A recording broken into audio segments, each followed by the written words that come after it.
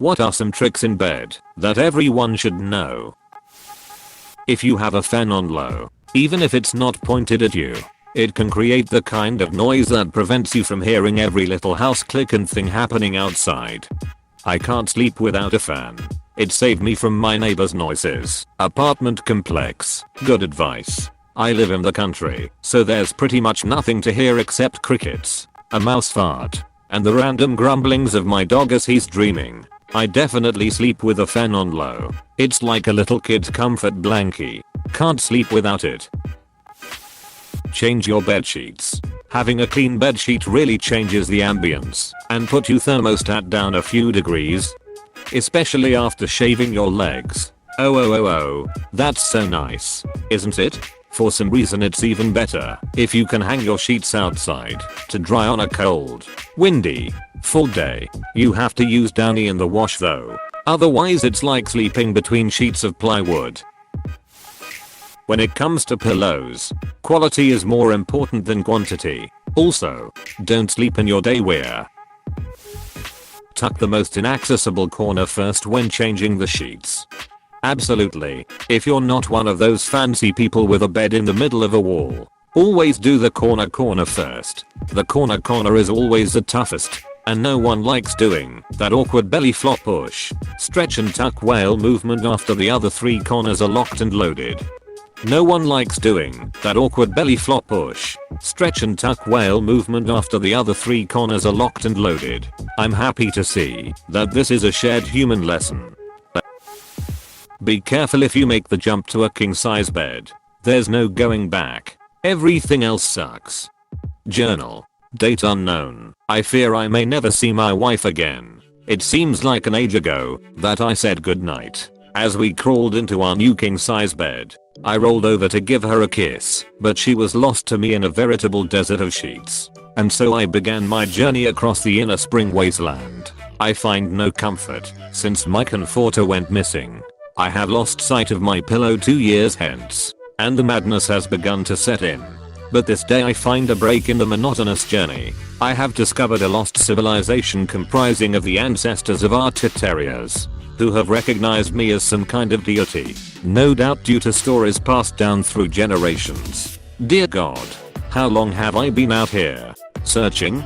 They tell me of a legend they call the Great Snorer. They say her rumbling breath can be heard all across these lands when the night is still. I feel like I'm going crazy, but I can almost hear it. Could it be her? Could my journey be at an end? Or is it just another siren song, ready to lead me away from my love and into the cold, indifferent company of the cat? I'm so tired. My day cannot get any better after reading this. Might as well go to sleep right now. If your sheets keep popping off the corners of your mattress, you need deep or deep pocket sheets. NSFW equals nighttime suggestions for wakefulness. That explains quite a bit. Nothing you ever do in bed will feel as good as taking a bath and sliding into a fresh set of sheets. Keeps depression at bay. Shave your legs with that bath one time. Seriously, it's like putting it on 11 here and there. When you shave your legs, do you also shave your belly, chest and back, or are you just going hairless from the waist down? Putting one arm under the pillow makes it more comfortable, but then my arm falls asleep due to cutting off circulation. Edit. Cutting off nerves. I don't want nerve damage, guys. And then you fall asleep. Velociraptors can only reach the bottom bunk. Can confirm. I used to sleep on the bottom bunk. The top bunk was off limits. Edit. Thanks for the awards. Make sure to place torches all around your bed so monsters don't spawn and you can jump into bed right away. I use glowstone for the RESTHETICS. If you are sleeping with your sew and they have most of the bed, don't be afraid to just sleep on the floor. Sometimes I put my head on the corner of my husband's pillow.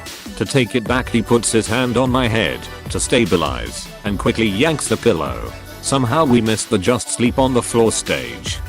This is why we bought a king size bed and a dozen pillows. Have at least 3 layers over you when it's cold. Just like clothing, layering your bedding makes it easier to get and stay warm. and you can easily remove single layers if you get too warm. When you're camping, especially in the winter, flip this around. Have 3 layers beneath you for every layer on top. Helps keep you insulated.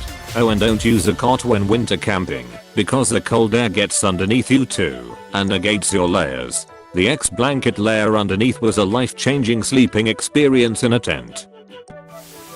If you are peeing in a dream, chances are you just pissed the bed. So wake up. My favorite line from Golden Girls. Sophia says, "I'm very regular. I pee every morning at 7:30 on the dot. The problem is that I don't wake up until 8 o'clock." There's some joke about an older guy about waking up in the middle of the night to go to the bathroom. Same punk line.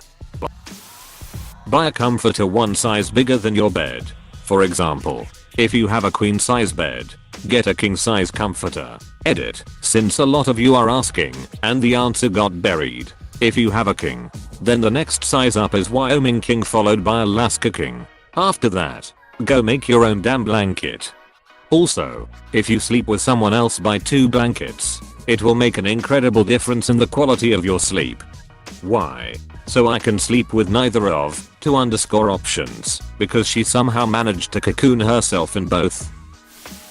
I recommend putting your phone down at least half an hour before bed to ensure a good night's sleep.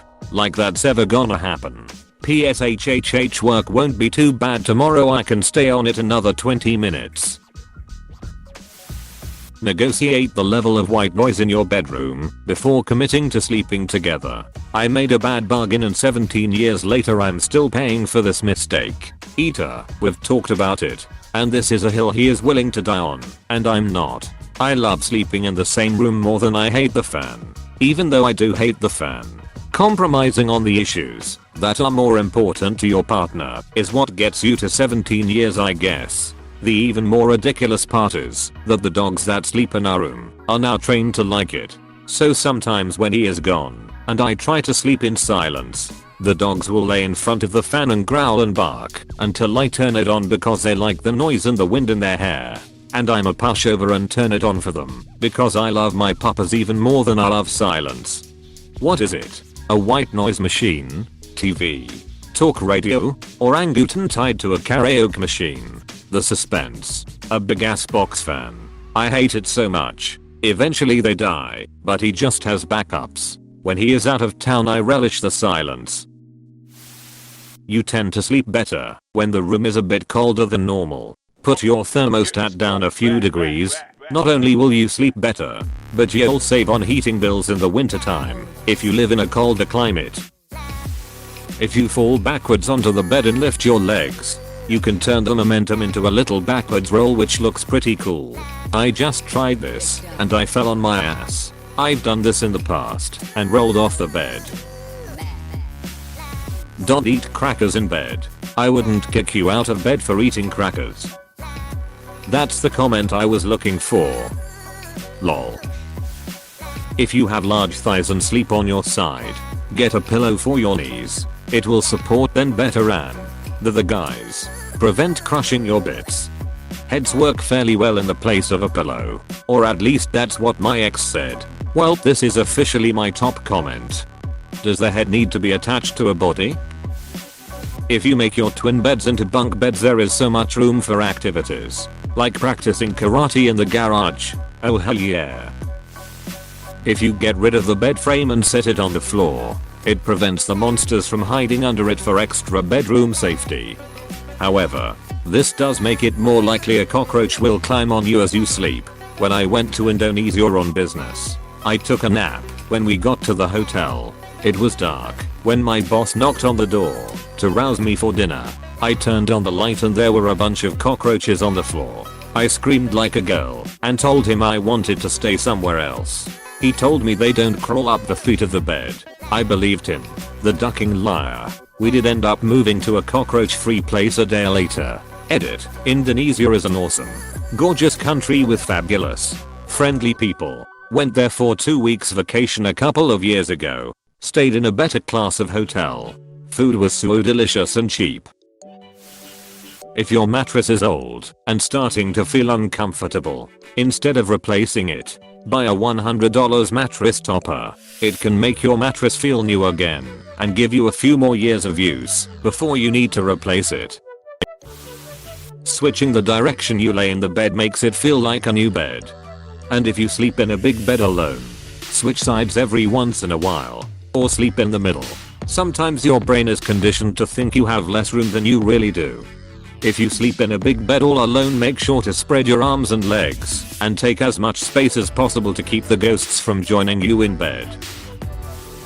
Turn the pillow upside down when it's hot. That's cool. Like the other side of the pillow. I miss him even more than I miss when ESPN was watchable. This is most wholesome post. I believe the intention was for dirty responses and I have learned so much from the positive comments. I scrolled looking for this. I can't tell if Reddit misinterpreted or it's one big collaboration. Definitely on purpose. Don't be afraid to sleep separately from your lover. It's not an indication of a poor relationship if your sleep patterns don't work together, and frankly poor sleep grumpiness can lead to a poor relationship. Time turning off the DS so that Mario says bye 1 second before your mother walks in. If hot, sleep over the sheets. If cold, under. If sleeping with someone, Dutch oven M to show who's boss. Having a bed is more comfy. Strange one, isn't it? If you've got a shitty mattress and can't quite afford a new one, consider investing in a memory foam mattress topper. I got one a couple weeks ago and it's made a huge difference. A weighted blanket muffles the sound of your vibrator more than a regular comforter. If you double up, no one can hear it. Give yourself some extra room by curling up and sleeping on the bench at the end of the bed. It's actually a lot bigger than it seems. A bunch of melatonin, no phone, ever, and limiting blue light exposure will really help with you falling asleep. Edit. Thank you for all the recommendations to limit my melatonin use. I appreciate the lookout. I use it sparingly throughout the week and usually only take it if I'm trying to go to bed but am not sleepy yet. Otherwise I go without it. I will not give up my other though. Just to say, you shouldn't use melatonin every night you sleep if you don't need it. It's used best to reset your circadian rhythm when you're jet lagged and when you're unable to sleep for a number of days. Edit. There are instances where people take melatonin for 1 to 2 months. Please ask your GP or doctor if this is something for you. If you suffer from sleeping problems. If you are taking it casually though, take it for only 5 days. One more edit. Melatonin helps in short-term periods and is usually not meant for big sleeping problems. As a comment below me has said by a pharmacist, magnesium also works well. Here is a research article that can explain it more in depth. Link. nkb. NLM. Ni. gov/pmc/articles/pmc 6,910,806/. Additionally, I'm just someone who used to travel from country to country often and took melatonin. By no means a medical professional. P. Always have a fan on. The white noise drowns out your door creaking open by the monsters. Don't let the Koreans see this. When I need to fart, assuming I'm still awake, I slowly turn my body to face my wife and then gently pull the sheets laterally across my body, exposing my rear to the chilly night air. I then delicately push out tiny puffs so as not to wake her. When I feel that I'm done flatulating, I make some light fanning motions with my hand to propel the cloud of death to the far corner of our room. If it all goes smoothly, I ease myself back into a sleeping position and pretend like nothing happened. If it doesn't go smoothly, I grab my pillow and go sleep in the guest bed. Might need to share this one with my husband. When I wake up, I stroke his hair from his forehead and go to lay on his chest, but then he signals his awakening with these disgusting, swampy, trumpety farts. Normally I find farts hilarious, but these ones are so moment ruining and foul. Okay, so I was expecting like sex tips, but the entire thread is tips for literally setting up /care/maintenance of a bed. Wow, I'm pleasantly surprised. There are wholesome people out there. Sleep naked. Try it at least once. Once I started sleeping naked I literally couldn't stop. It's so comfortable. When it's cold I sleep with a thicker blanket and fuzzy socks because they are not tight and uncomfortable. Chocolate does not leave crumbs in bed. At least not as many crumbs as other snacks. This comment section is oddly wholesome and I really appreciate it, y'all. 2 words. Weighted blanket. It feels like you're getting a whole body hug. It's amazing. If you shave one leg it's like sleeping with a woman every night. Let's ask Reddit about sex Reddit. I just think beds are neat. I recently learned that you're supposed to lie on top rather than under the bed. It was you under my bed. I came here absolutely positive that I won't see any NSFW comments before I got too lazy to keep scrolling, and I was not disappointed.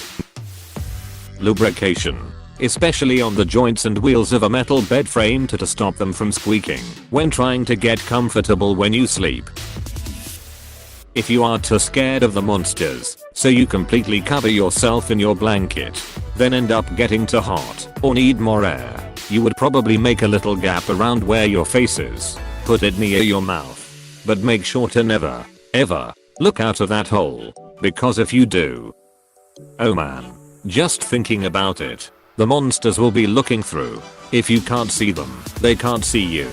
Only 2 people ever have looked through that hole and lived.